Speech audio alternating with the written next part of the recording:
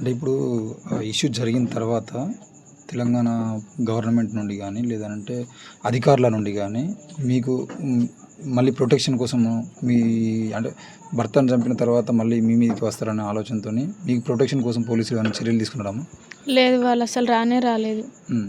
మేము చనిపోయిన నైటు ఇంకా అక్కడ పెట్టేసి ఇక్కడికొచ్చినాం. నైటే వచ్చినాం. హ్మ్. మేము ముగ్గురమే ఉన్నాము. మాతోనెవ్వరు లేరు. ఏ పోలీసులు రాలేదు. అసలేమైంది అని చెప్పి కూడా కాల్ చేయలేరు.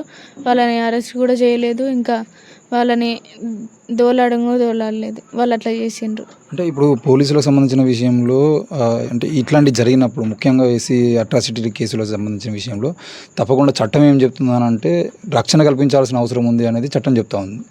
మర్డర్ జరిగిన తర్వాత అంటే పెళ్లి జరిగిన తర్వాతనే మీకు రక్షణ కల్పించాల్సినటువంటి ప్రభుత్వం కానీ పోలీసులు కానీ మర్డర్ జరిగిన తర్వాత కూడా కనీసం మీకు మీ దగ్గర రాకపోవడము వీటన్ని సంబంధించిన విషయంలో మీ తరపున అంటే మీ కుటుంబ సభ్యుల తరపున ఇప్పుడు ఎవరైతే మర్డర్ చేసారో వాళ్ళు ముందుగానే పోలీసులతో అంటే కుమ్మకయ్యరు అనే అలాంటి ఆరోపణలు మీకు అంటే వాళ్ళ దగ్గర నుండి ఏమన్నా వాళ్ళ వైపు ఉంటుంది లేదు అని అంటే పోలీసులతో చేయజలుపుకునే అవసరం అయితే డబ్బులు కూడా ఖర్చు చేసేటువంటి అవకాశాలు ఉంటే మా అన్న వాళ్ళు అనుకునేటువంటి ఆలోచన ఏమైనా ఉందా?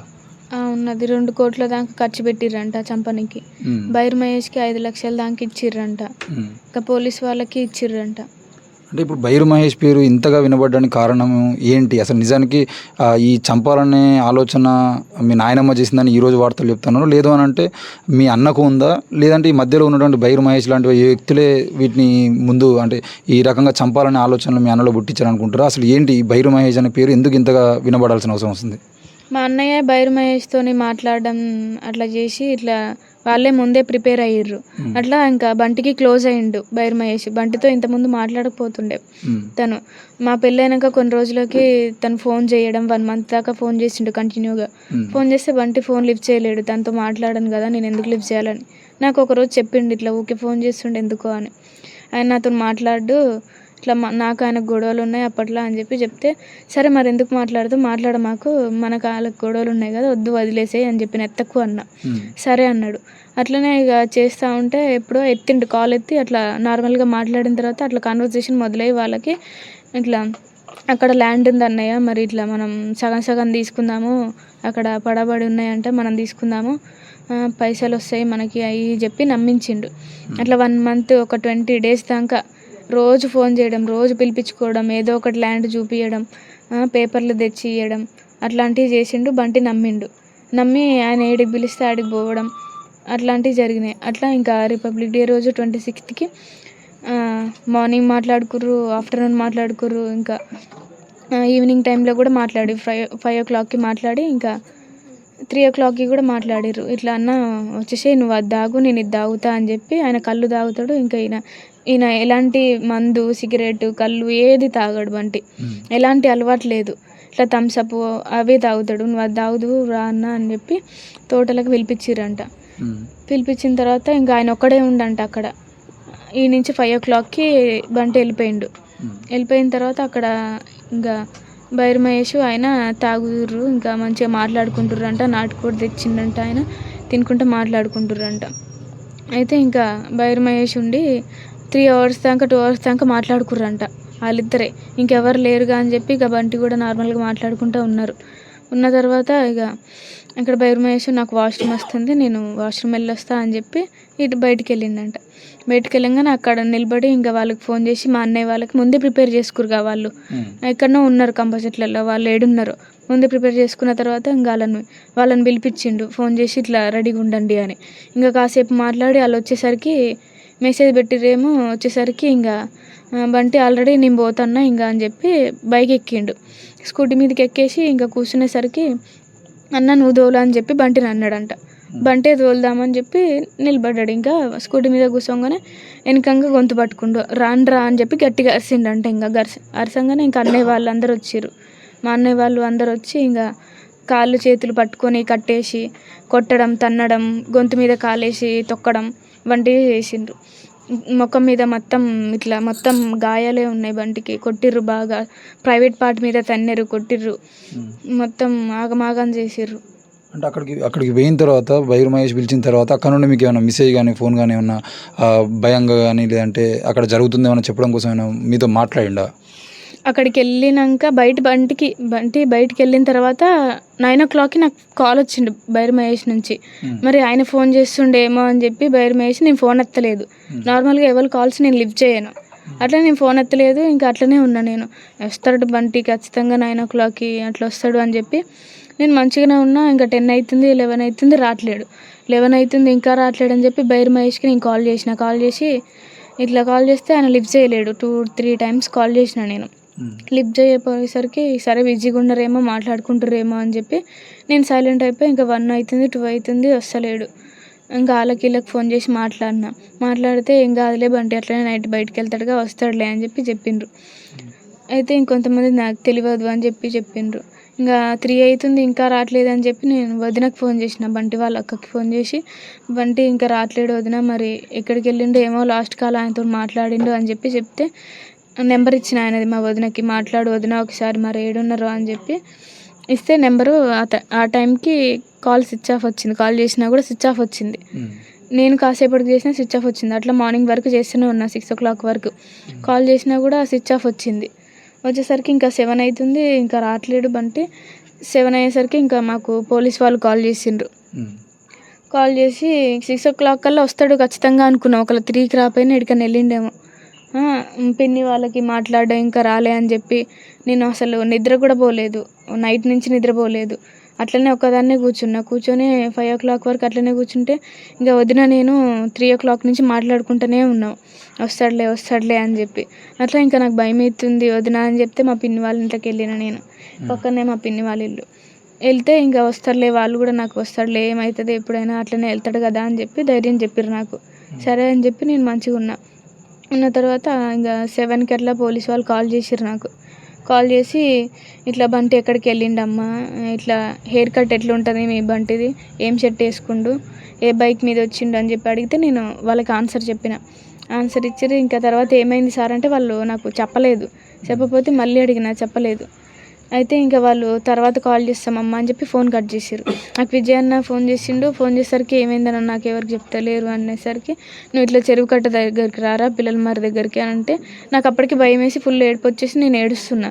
ఇంకా నాకు ఎవరు చెప్పట్లేరు బంటికి ఏమైంది అని చెప్పి ఇంకా కేసు అయిందేమో, నార్మల్గా గొడవ పెట్టుకున్నారేమో మరి ఫ్రెండ్స్ అని చెప్పి నేను అనుకున్నా, కానీ ఇంత అవుతుంది అనుకోలే. అప్పుడు ఇంకా నాకు ఎవరు చెప్పట్లే అని చెప్పి పిల్లల మరి ఒక అతనికి ఫోన్ చేసి కనుక్కున్నా నేను. పిల్లల మరి దగ్గరికి రా అని అంటారు అని చెప్పి కనుక్కుంటే అతను ఇంకా చెప్పిండు బంటి చనిపోయిండు అని. ఇప్పుడు పెళ్ళి అయిన తర్వాత నుండి ఈ మధ్యలో ఎప్పుడన్నా మీకు అనిపించిందా మమ్మల్ని చంపేస్తారేమో అని చెప్పేసి, లేదంటే మీ అన్న చంపుతాడని ఆ రకంగా బిహేవ్ చేయడం కానీ, మీ ఇంటి చుట్టూ తిరగడం కానీ, లేదంటే మీ వాడు బంటి బయటికి వెళ్ళినప్పుడు ఆయన వెంబడబడడం కానీ ఇట్లాంటివి ఏమైనా జరిగినాయి ఇంతకుముందు? ఏం జరగలేదు. వాళ్ళు 1 month నుంచి సీక్రెట్గా ప్లాన్ చేసుకుంటారు అనుకుంటా. అంటే కనీసం మీ అమ్మ నాన్నలకు సంబంధించిన విషయంలో వాళ్ళ నుండి అంటే మాట్లాడటం కానీ, మీ చుట్టాలకు సంబంధించిన వాళ్ళు కానీ ఎవరన్నా ఏమైనా ఈ విషయాలు చెప్పడము, వాళ్ళ ఇళ్ళలోకి పోయి రావడము, బంటి నువ్వు కలిసి మీ ఇంటికి పోయిన సందర్భాలు ఏమైనా జరిగినాయా? లేదు, మేము ఎవరింటికి వెళ్ళలేదు, ఏం చేయలేదు. అంటే మీ వాళ్ళు టచ్లో ఉన్నారా మరి? మమ్మీ ఒకతే మాట్లాడేది, ఇంటికి వచ్చేది. ఒక 3-4 times వచ్చింది మమ్మీ ఇంటికి. ఆమె ఏమైనా చెప్పిందా? మమ్మీ నన్ను తీసుకెళ్ళడానికే వచ్చింది ఇంటికి. అంటే ఈడు ఎట్లుంటావు ఏంది, మన కులం కాదు, వచ్చేసేం మనం పోదాము అని చెప్పి మాట్లాడనికే వచ్చింది మమ్మీ ఇడికి. అంటే వచ్చినప్పుడు చెప్పిందా కనీసం అన్న ఈ రకం కోపంగా ఉన్నాడు, వాళ్ళు ఏమన్నా చేస్తారేమో అని? వాళ్ళు ఒప్పుకోరు, ఎన్ని రోజులు వెయిట్ చేసినా వాళ్ళు ఒప్పుకోరు అని చెప్పింది. అప్పుడు కోపంగా ఉందని ఏం చెప్పలేదు. క్రిస్మస్ రేపు అనగా నేను మళ్ళీ పిలిచిన, మమ్మీ వదిన వాళ్ళు ఉన్నారు మాట్లాడురా అని చెప్పి ఫోన్ చేసి పిలిచేసరికి క్రిస్మస్ రేపు అనగా వచ్చి మాట్లాడింది మా వదినతోని నాతోని మంచిగా మాట్లాడింది. అన్నీ మాట్లాడింది నాతోని. మరి ఎట్లుంటుర్రు ఏంది అని చెప్పి, వచ్చేస్తావా మరి ఏమనుకుంటున్నావు అది ఇదంటే నేను రాను మమ్మీ, మా వదిన ఉంది, మా వదిన మా మావయ్య మంచిగా చూసుకుంటారు నన్ను, నేను రాను అని చెప్పిన. సరే మా వదినతో మాట్లాడు మరి అని చెప్పి వదినతో మాట్లాడిపించిన. మా వదిన మంచిగా చెప్పింది, మాట్లాడింది. మీ అమ్మాయికి ఏం కాదు, మంచిగా చూసుకుంటాం, నా తమ్ముడు అంత దుర్మార్గుడు కాదు, చాలా మంచోడు, నీకు ఏడ దొరకడు అలాంటి అల్లుడు అని చెప్పి మాట్లాడింది.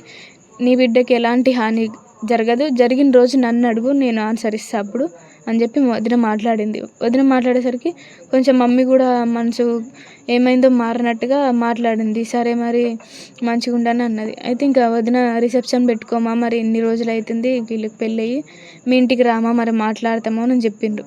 అయితే మా ఇంట్లో వాళ్ళు ఒప్పుకోరమ్మా, మా ఇంట్లో చంపుతారు, మీరు మంచిగా ఉన్నారేందో మంచిగా ఉండండి అని చెప్పింది.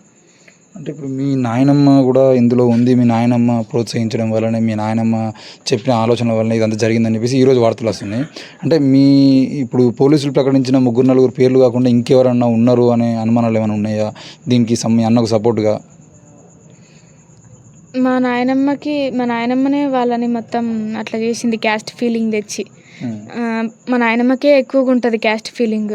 వాళ్ళు ఎంత, మన కింద వాళ్ళు ఉండేది ఏంది, వాళ్ళు మాదిగోళ్ళు మాలోళ్ళు అని చెప్పి, అట్లా నువ్వు వాళ్ళ ఇంట్లో ఉంటావా ఏంది, మళ్ళీ ఇంట్లో అడుగు పెట్టేది ఉండదు నువ్వు వాళ్ళ ఇంటికి వెళ్తే అని చెప్పి బెదిరించడం, నన్ను కొట్టడం అట్లాంటివి చేసింది ఇంట్లో ఉన్నప్పుడు, పెళ్ళిగా ముందుకు నాకు. అంటే ఇంకెవరైనా మీద అనుమానాలు ఉన్నాయా పోలీసులు చెప్పిన వాళ్ళు కాకుండా? లేదు. ఓకే. బంటి హత్యకు సంబంధించిన విషయంలో మనతో మాట్లాడడానికి బంటి అక్కగారు ఉన్నారు. అంటే అక్క మీరు చెప్పండి, ఈ హత్యకు సంబంధించిన విషయంలో ఈరోజు ప్రేమ వివాహాలు జరిగితే ఇట్లా జరుగుతున్నాయి, ఇలా మర్డర్ జరిగే అవకాశము, లేదంటే కక్షపూరితంగా మనల్ని ఏదో కొట్టడమో అదో ఇది చేయడం జరుగుతుంది అని చెప్పేసి ఇట్లాంటివి మీరు బంటికి ఏమైనా చెప్పేవాళ్ళు ఇంతకుముందు? చెప్పేదాన్ని, కానీ వాళ్ళు అలా చేయరని చెప్పింది. అంటే మారుతారు అని, ఒప్పుకుంటారు అనే ఉద్దేశంతో ఉన్నాడు. వాళ్ళు ప్రేమ పెళ్లి చేసుకున్నప్పుడు మీరు పూర్తిగా ఒప్పుకున్నారా మీ కుటుంబం అంతా? మేము ఒక 1 year బ్యాక్ సంబంధాలు చూస్తున్నాం మా తమ్ముడికి. ఇట్లా సంబంధాలు చూస్తున్నాం, మరి తమ్ముడు పెళ్లి చేసుకో అని అంటే, నేను ఒక అమ్మాయిని ప్రేమించిన అక్క అన్నాడు. చెప్పింది ఇట్లా పిల్లల మరి అమ్మాయి ప్రేమించింది అన్నాడు. మరి మాట్లాడదామా వాళ్ళ ఇంటికి వెళ్ళాలంటే వాళ్ళు గౌడ్స్ అక్క ఒప్పుకోరు అని చెప్పేసి అన్నాడు. మరి ఎట్లా తమ్మి వద్దే అని అన్నా. అంటే ఆ అమ్మాయికి నేను అంటే ఇష్టం అక్క, నేను లేకపోతే ఆ అమ్మాయి బతకలేదు, నాకు కూడా అమ్మాయి కావాలన్నాడు. సరే తమ్మి మరి నీ ఇష్టం అన్నాక ఒక 1 నెలకు 2 నెలలకు ఇద్దరు ఈ అమ్మాయికి ఇంట్లో ఎంగేజ్మెంట్ పెట్టుకున్నారట. బంటి నేను ఉండను, వచ్చేస్తా, నాకు ఎంగేజ్మెంట్ చేస్తున్నారు, నన్ను ఆగం చేస్తారు, నేను వచ్చేస్తాను వచ్చేసిందంట. ఇద్దరు వెళ్ళి పెళ్లి చేసుకున్నారు ఎక్కడో, నాకు చెప్పలేదు. పెళ్లి చేసుకున్నాక కొన్ని నైట్ వరకు మా డాడీకి ఫోన్ చేసిరట పెళ్లి చేసుకోరని చెప్పేసి. మా డాడీ నాకు ఫోన్ చేసి ఏడ్చిండు, తమ్ముడు పెళ్లి చేసుకున్నాడు బిడ్డ అని చెప్పేసి. నేను ఏడ్చిన. పెళ్లి చేసుకుని వెళ్ళి ఎక్కడికో వెళ్ళిపోయారు. ఇక వారం తర్వాత వాళ్ళందరూ ఎంక్వైరీ చేస్తున్నారట, వాళ్ళ అక్క ఏడుంటుంది, వాళ్ళు ఏడుంటారు, అది ఇదని ఎంక్వైరీ చేస్తున్నారట. ఎంక్వైరీ వాళ్ళ తమ్ముని వాళ్ళ ఫ్రెండ్స్ని పట్టుకపోయారట.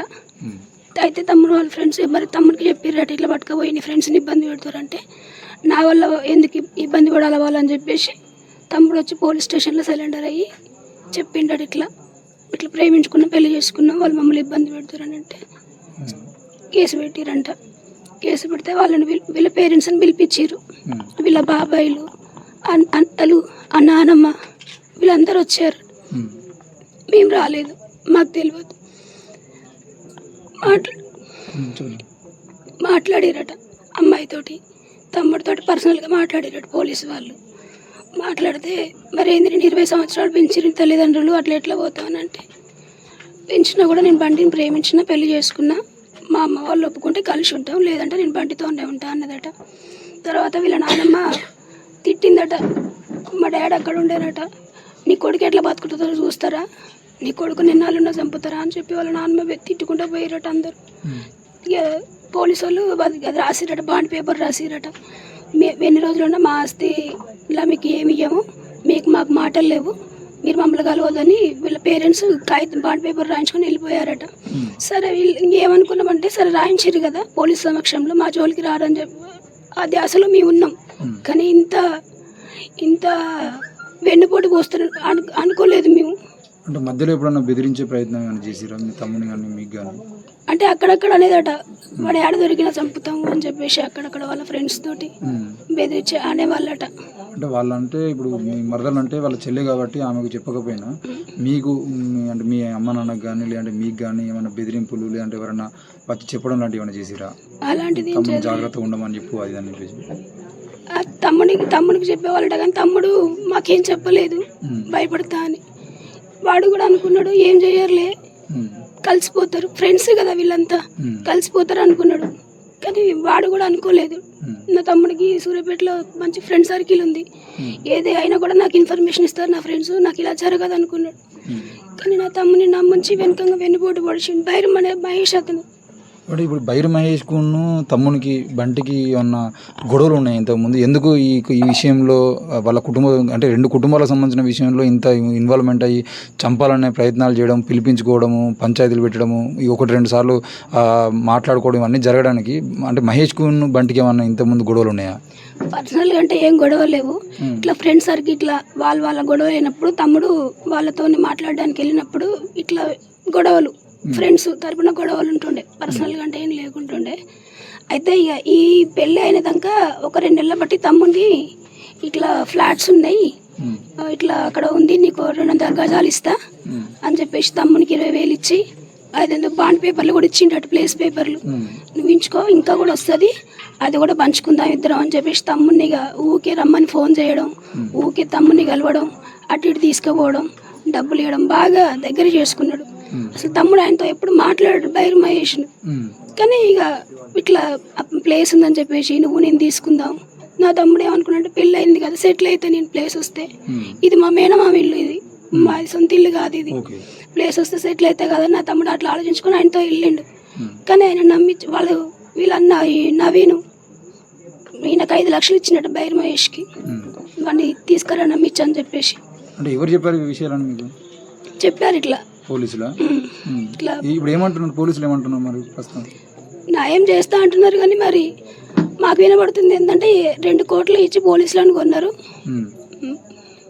అంటే పోలీసులు మీ దగ్గర రావడం కానీ చెప్పడం కానీ మీకు అనుమానాలు ఉన్నటువంటి వ్యక్తులకు సంబంధించిన పేర్లు రాసుకోవడం కానీ ఇలాంటివన్నీ చేసిరా? మిమ్మల్ని అడిగిరా అసలు ముందు? నిన్నటి వరకు అయితే ఎవరు రాలేదు.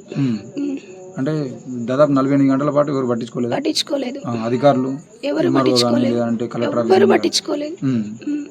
మేము ఒక అనాథాలకి ఇక్కడ ఏడ్చినాం, రాత్రి భయమే, ఎవ్వరు పట్టించుకోలేదు మమ్మల్ని. ఇప్పుడు ఇంకా మీకు అనుకుంటున్నారా ఒకవేళ బైరు మహేష్ కానీ వాళ్ళ నవీన్ కానీ లేకపోతే ఇంకా వాళ్ళ కుటుంబ సభ్యులు కానీ ఎవరైనా మిమ్మల్ని కూడా బెదిరించే అవకాశం అనేది మీకు ఉంది? మాకు భయం ఉంది.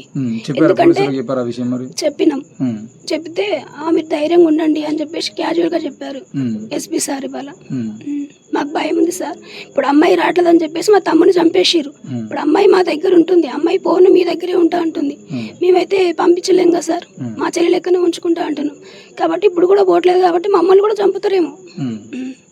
మీకు ప్రొటెక్షన్ అవసరం ఉంది? మాకు ప్రొటెక్షన్ అవసరం ఉంది. నా తమ్ముని చంపిన విధంగానే నవీన్ని బైరు మహేష్ని చంపాలి, ఉరి శిక్ష తీయాలి.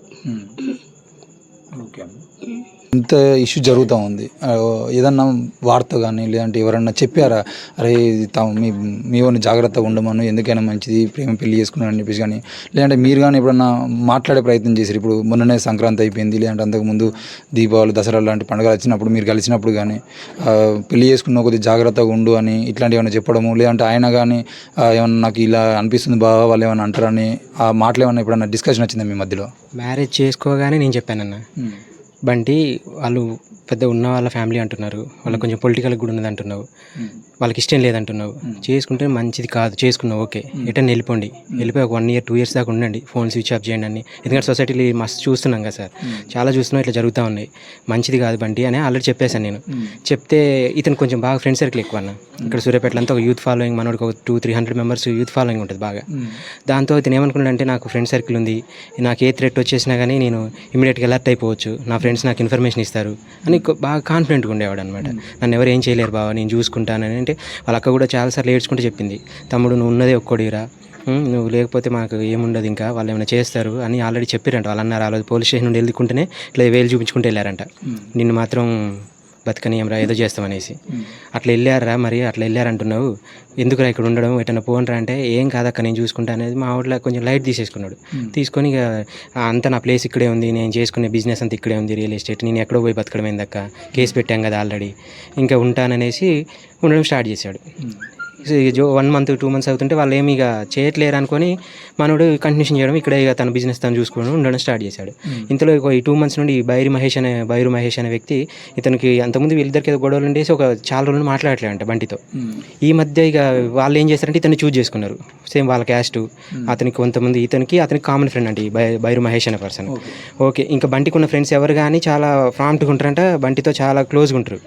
ఎవరైనా సరే బంటికి ఇన్ఫర్మేషన్ ఏమైనా చేద్దామని వాళ్ళని లాక్కుందాం ఆడుకుందాం అనుకుంటే వీళ్ళు బంటికి చంపేస్తారు, చెప్తారు ఏమంటేనే మనం ఏం చేద్దాం అనుకున్నా. కానీ ఈ బైరు మహేష్ అనే వ్యక్తి ఏంటంటే మన క్యాస్ట్, నాకు కొంచెం ఓల్డ్ ఫ్రెండ్. వీడైతే కొంచెం ఇతని మీద ఇంతకుముందుకు 9 సార్లు అటెంప్ట్ మర్డర్ కేసెస్ కూడా ఉన్నాయి, బాగా రౌడీ షీటర్ అంటే అతను.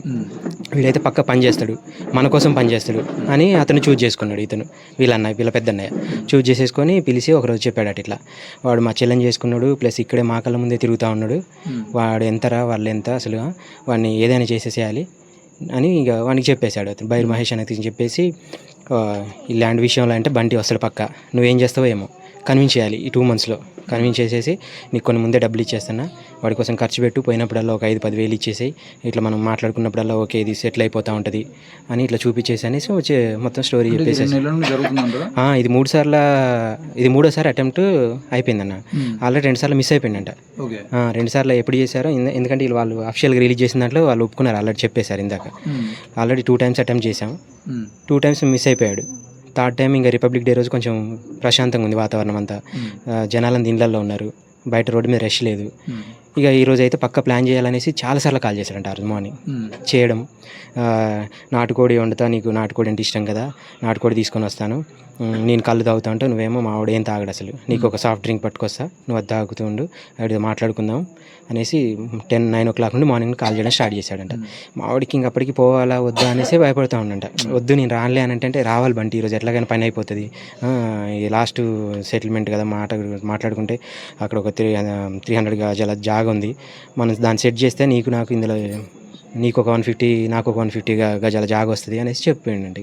ఇక మా వాడు కూడా పెళ్లి చేసుకున్నాడు, కొంచెం సెటిల్ అవ్వాలి, ఇంకా ఇన్ని రోజులాగా బ్యాచిలర్ లాగా కాదు కదా, కొంచెం ఒక ప్లేస్ తీసుకొని నేను ఇల్లు కట్టుకోవాలనే ఉద్దేశంలో మా వాడు కూడా కొంచెం ఫాస్ట్గా ఉన్నాడు అనమాట. ఇక వచ్చేసి సెటిల్ అయిపోయింది అనేసి ఇక అంతకుముందు ఎప్పుడు వెళ్ళినా కానీ ఇతనితో పాటు ఒక 2-3 ఫ్రెండ్స్ని పట్టుకొని వెళ్ళాడు, ఎప్పుడు ఏ టైంలో వెళ్ళినా కానీ. కానీ ఆ రోజు ఎందుకో ఇక ఫ్రెండ్స్ కూడా కొంచెం అందరూ ఇంట్లో రిలాక్స్ అయ్యి ఉన్నారు, ఇక వాళ్ళని ఇబ్బంది పెట్టడం ఎందుకున్నాడు అనుకున్నాడో ఏమో, అసలు ఎప్పుడు వెళ్ళినా తీసుకొని వెళ్ళేవాడు. కానీ ఆ రోజు మాత్రం అతను పదే కాల్ చేస్తూ ఉంటే వెంటనే ఇక ఇతను తన ఫోన్కి ఎవరో కాల్ చేశారంటే వీళ్ళ రిలేటివ్స్ వీళ్ళ ఫ్రెండ్ మాట్లాడుతుంది, మాట్లాడుతూ ఉంటే నువ్వు మాట్లాడలే అనేసి తన ఫోన్ కూడా లేదు, ఎందుకంటే మళ్ళీ ఎవరైనా వాళ్ళ పేరెంట్స్ చేస్తూ ఉంటారు, ఇబ్బంది పెడతా ఉంటారు అనేసి ఈమె ఫోన్ కూడా లేదు, తన ఫోనే ఎటైనా బయటకు వెళ్ళినప్పుడు తనకి ఇచ్చి వెళ్తూ ఉంటాడు. మాట్లాడుతూ ఉంటే ఓకే నువ్వు మాట్లాడి, నేను బయటకు వెళ్ళినా కానీ వేరే ఫ్రెండ్స్ నుండి ఫోన్ నుండి కాల్ చేస్తాను, నేను నీ గురించి కనుక్కోవడానికని ఫోన్ ఎప్పుడు ఇంట్లోనే వదిలేసి వెళ్ళిపోతూ ఉంటాడు మామూలుగా. ఆ రోజు కూడా తను మాట్లాడుతుందంట, ఈ బైరు మహేష్ అనే వ్యక్తి కాల్ చేశాడు, వీళ్ళ ఫ్రెండ్ని హోల్డ్లో పెట్టేసి బంటి మాట్లాడాడట, దాదా బంటి అర్జెంటుగా బయటికి రానన్నాడంట. నేను రాను నువ్వే రానంటే మొత్తానికి ఇక కాల్ చేసిందంటే తను కూడా తనకు ఫోన్ ఇచ్చాడంట, హోల్డ్ తీసేసి మళ్ళీ వీళ్ళ ఫ్రెండ్ మాట్లాడుతూ ఉంటే ఇచ్చేసి నేను వెళ్తున్నా అనేసి జస్ట్ ఇట్లా వెళ్ళిపోయాడంట. వాడు వచ్చేసి ఈ గల్లీలో ఎక్కడో ఉన్నాడు, బండి ఎక్కించుకున్నాడంట. ఎక్కించుకొనేసి ఎక్కడో 6:30కి ఎక్కడో టీ స్టాల్ ముందు వాళ్ళ ఫ్రెండ్స్ కనపడ్డాడు. అన్న ఏంది వీడితో తిరుగుతూ ఉన్నాడు, ఎప్పుడు వీడితో తిరగడు కదా అసలు, యాక్చువల్గా వీడు కొంచెం డేంజర్ క్యాండిడేట్ కదా, ఎందుకు ఇట్లా తిరుగుతూ ఉన్నాడు అన్న వీడితో అనేసి వాళ్ళ ఫ్రెండ్స్ అనుకున్నారంట. అటు మెయిన్ రోడ్ జనగాం రూట్కి వెళ్ళారంట 6:30 ఆ టైంలో. అక్కడ డ్రింక్ కొనుక్కున్నారంట, ఇతను బండి తాగే కూల్ డ్రింక్ కొన్నాడట. కొనేసి బండి మీద ఎక్కించుకొని ఆ రూట్లోనే అట్లోనికి వెళ్ళారు, కట్ట మీదకి, పిల్లల మరి కట్ట మీదకి వెళ్ళారంట. వెళ్ళేసి 3 hours దాకా డిస్కస్ చేసుకున్నారట, మరి ఇద్దరిగా కూర్చున్నాడ. నాటుకోడి తెచ్చాడట, ఆడు కళ్ళు తాగుతూ ఉన్నాడంట. మావాడు ఇక ఈ డ్రింక్ తాగుకుంటూ కూర్చున్నాడు. సరే ఒక్కడే ఉన్నాడు కదా అనేసి మావాడు కూడా డౌట్ రాలేదు, ఒక్కడే ఉన్నాడు ఇతను కూడా. సరే నమ్మకంగా 2 నెలల బట్టి నమ్మిస్తూ ఉన్నాడు బాగా. ఓకే ఇక మనకి మంచి ఫ్రెండ్ అయిపోయాడు, అట్లా చేయలే అనుకున్నాడంట. అనుకొని 2-3 గంటలు కూర్చున్నారంట. 9 అయిందేమో ఇక అప్రాక్సిమేట్గా. ఆ టైంలో ఇక నాకు వాష్రూమ్ వస్తుంది వంటి కొంచెం అని ఫోన్ మాట్లాడి అటు వెళ్ళి వాళ్ళకి కాల్ చేసి ఉంటాడు. ఆల్రెడీ ఇదంతా స్కెచ్ కాబట్టి వాళ్ళంతా ముందే దగ్గరలో వచ్చి ఉన్నారు, చీకటి పడిపోయింది, ఎక్కడో దగ్గరలో ఉన్నారు. వీళ్ళ 2 అన్నయ్యలు, వీళ్ళ డాడీ, ఇంకా వేరే వాళ్ళ వ్యక్తులు కూడా. వీళ్ళ నాన్నమ్మ అక్కడికి వెళ్ళలేదు స్పాట్కి, వాళ్ళని అలర్ట్ చేసేసాడు. ఆ కట్టచాటుకి ఎక్కడో దాక్కోమన్నాడంట. దాక్కోగానే ఇతను ఇక బండి వెళ్దామా అన్నాడంట.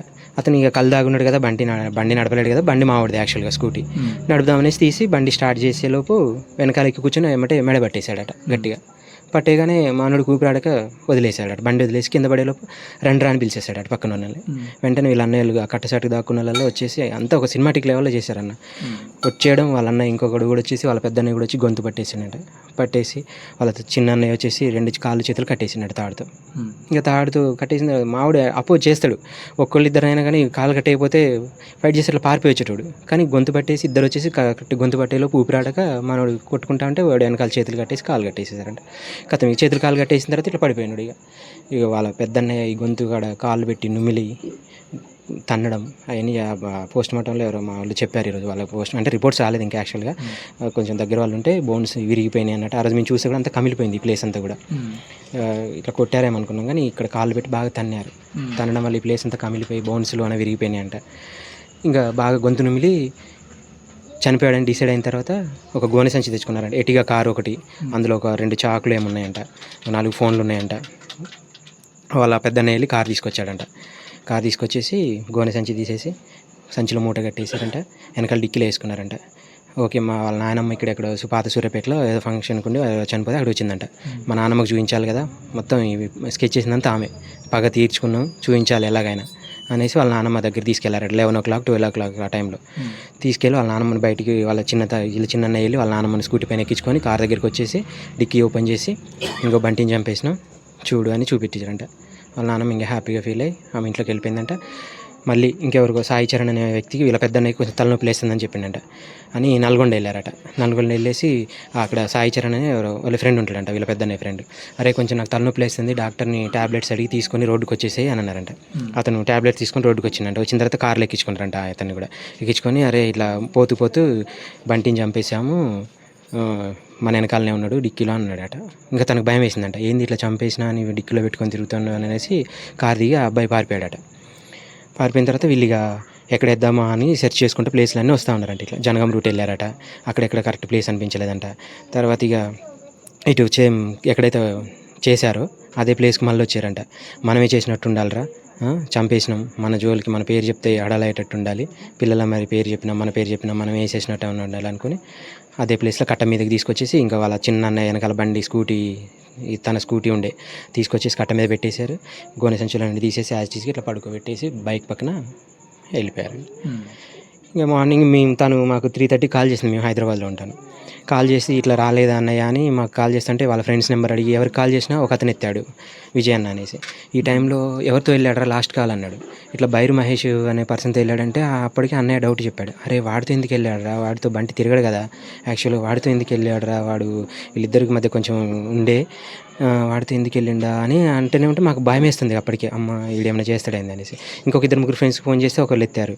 అన్న ఈ 3:30 టైంలో మనం వేరే ఫ్రెండ్స్ని ఎవరిని డిస్టర్బ్ చేసినా కానీ వాళ్ళైతే బయటికి ఎక్కడికి వెళ్ళలేరు, వాళ్ళు ఇప్పుడు మనం కంగారు పెట్టినట్టు అవుతుంది, ఏం కాదు బంటికి 6 o'clock వరకు చూద్దాం, 6కి ఫోన్ చేస్తే అందరు లేస్తారు, ఎవరన్నా మనకి ఇన్ఫర్మేషన్ ఎక్కడున్నా ఇస్తారు, మీరేం కంగారు పడకండి అన్నారు.